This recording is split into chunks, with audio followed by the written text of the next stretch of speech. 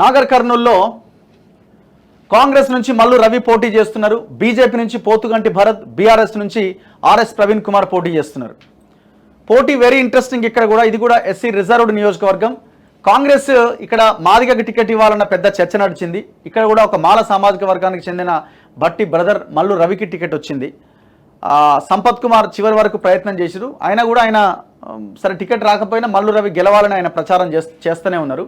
ఇది కొంత కాంగ్రెస్కి అనుకూలంగా ఉన్న సీటుగా కనిపిస్తున్నది. అండ్ బీజేపీ నుంచి పోతుగంటి భరత్ పోటీ చేస్తున్నారు. అక్కడ బీఆర్ఎస్ సిట్టింగ్ ఎంపీ రాములు, ఆయన బీఆర్ఎస్ నుంచి బీజేపీలో జాయిన్ అయ్యారు. తన కొడుకు టికెట్ ఇప్పించుకున్నారు. సో రాములు కొంత పాజిటివ్ ఉన్నది, ఆయన మంచి మనిషి, ఆయనకు కొంత సానుకూలమైన మంచి ఓటు బ్యాంకు ఆయనకి పడే అవకాశం ఉంది. కాబట్టి బీజేపీకి కూడా ఇక్కడ కొంత ఓట్ బ్యాంక్స్ పడే అవకాశం ఉంది. ఆర్ఎస్ ప్రవీణ్ కుమార్ బీఆర్ఎస్ నుంచి పోటీ చేస్తున్నారు. కానీ అనుకున్నది ఒకటి అయింది ఒకటేమో అనిపిస్తున్నది. వాతావరణము మొత్తం మారిపోయింది. సరే, ఆయన పోటీలో ఎంతవరకు ఉన్నారు, ఎంత పోటీ ఇవ్వగలుగుతారు, గెలవగలిగే అవకాశం ఉంది అంటే పెద్దగా కనబడట్లే. అంటే అంత హైప్ లేదు, వాతావరణం లేదు. ఇంతకుముందు ఆయన సిర్పూర్లో పోటీ చేస్తే ఒక రకమైన వాతావరణం కనిపించింది. సిర్పూర్లో ఆర్ఎస్పీ గెలుస్తాడా అన్నది పెద్ద చర్చ జరిగింది రాష్ట్రం అంతా. ఇప్పుడు నాగర్ కర్నూల్లో ఆర్ఎస్ ప్రవీణ్ కుమార్ పోటీ అంశము పెద్దగా చర్చకు రావట్లే. అంటే ఆయన బీఆర్ఎస్ పార్టీలో ఆయన కూడా ఒక క్యాండిడేట్ అనే రాగా మారిపోయింది ఈక్వేషన్. సో అక్కడ బీఆర్ఎస్ నుంచి ఆయన పోటీ చేస్తున్నారు కాబట్టి పెద్దగా అవకాశాలు ఆయన కనబడట్లేదు. సో ఇక్కడ కూడా ఇది కాంగ్రెస్ గెలవడానికి అనుకూలంగా ఉన్న సీటుగా మనకు కనబడుతున్నది.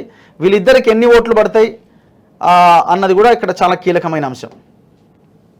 సో ఇట్లా నా అంచనా బట్టి ఓవరాల్గా ఒక 8 నుంచి 10 స్థానాల్లో కాంగ్రెస్ గెలవడానికి అవకాశాలు ఉన్నాయి.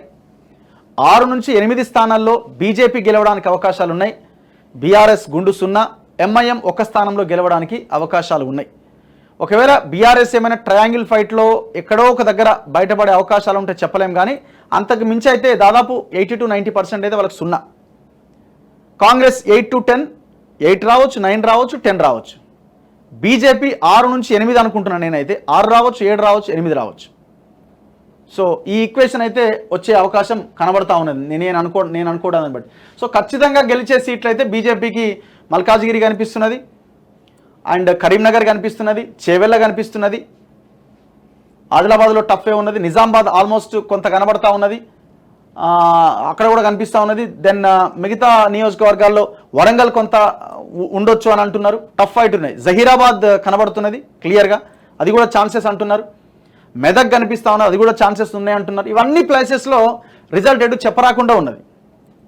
టఫ్ ఉన్న నియోజకవర్గాలు. సికింద్రాబాద్ కనిపిస్తూ ఉన్నది, టఫ్ ఉన్న నియోజకవర్గం. సో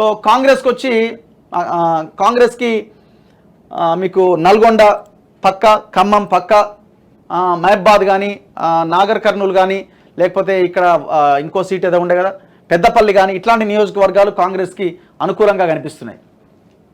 టఫ్ ఉన్న నియోజకవర్గాలు చూద్దాం. ఓవరాల్గా రిజల్ట్ ఎట్లా ఉంటుంది ఏంది అన్నది మనం రాబోయే రోజుల్లో జూన్ 4వ తేదీన మనం చూడాలి. ఫైట్ అయితే వెరీ ఇంట్రెస్టింగ్గా ఉంది. ఈ లాస్ట్ 2 days పోల్ మేనేజ్మెంట్లో పార్టీలు ఏ రకంగా వ్యవహరిస్తాయి అన్నది చూడాలి. కానీ డబ్బులు తీసుకోకండి. వాడిచ్చే 200, 300 వాడి మొఖాన కొట్టండి. మీరు ఎవరి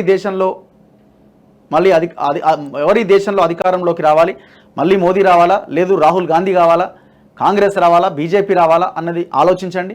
రాష్ట్రానికి ఎవరు వస్తే బెటర్, రాష్ట్రం యొక్క సంక్షేమం కోసం, రాష్ట్ర ప్రజల కోసం ఎవరు ఆలోచిస్తున్నారు, ఏ పార్టీ ఆలోచిస్తున్నారు అన్నది నిర్ణయం తీసుకొని ఓటేయండి. ఇవన్నీ అంశాలని పరిగణలోకి తీసుకోండి.